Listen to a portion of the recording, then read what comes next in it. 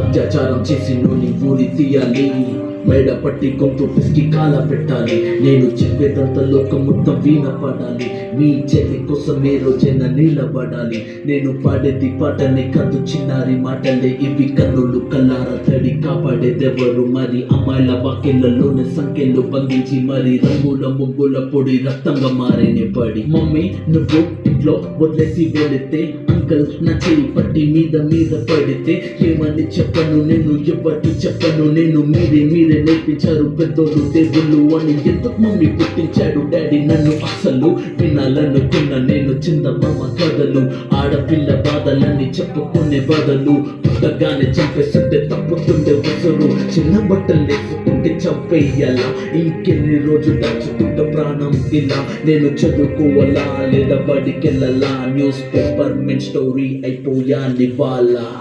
చిరునవ్వులతో కాలం గడపాల్సిన చిన్నారి మనిషి అనే రంగేసుకున్న క్రూర మృగాలకు బలైపోయి 8 ఏళ్ల చిన్నారిని హింసించి అత్యాచారం చేసి మనకే ఆయన మచ్చగా విడిపోయి.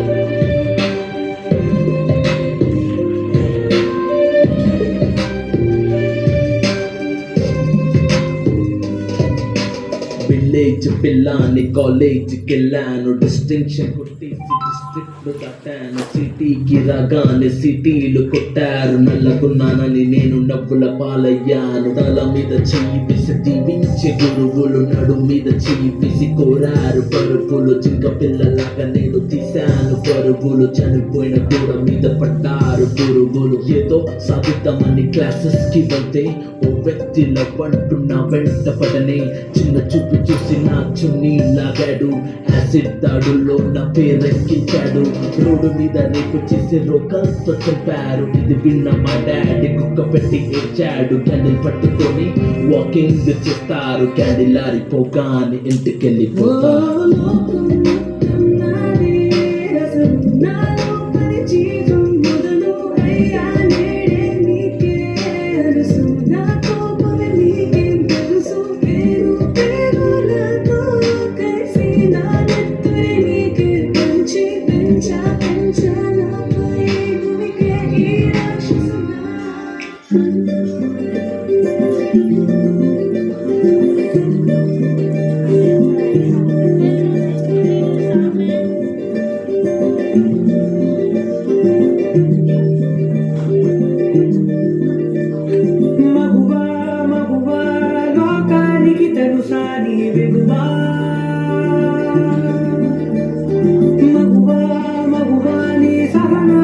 సరిహద్దులు కలవా,